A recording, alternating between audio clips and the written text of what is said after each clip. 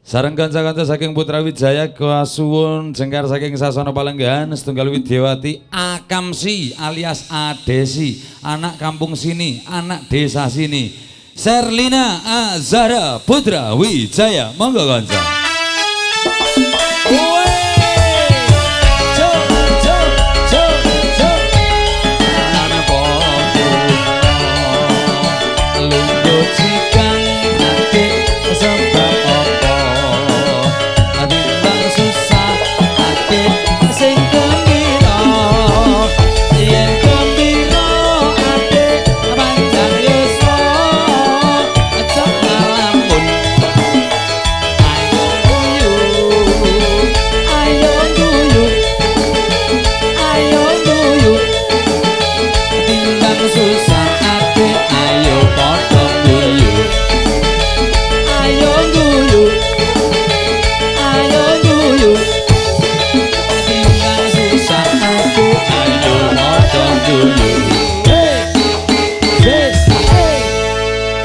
Sherlina sehat?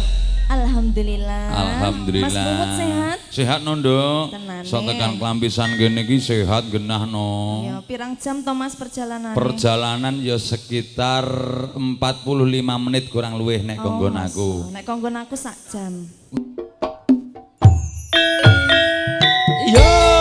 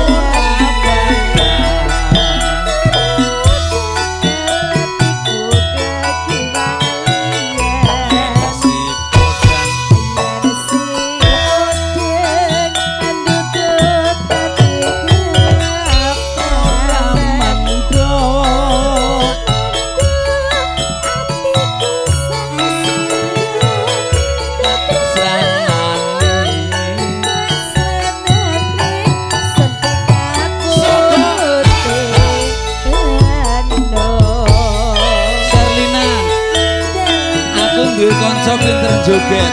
Sapone? Iki lho cah cilik iki. Dede. Bagus. Ayo sini joget sama Om.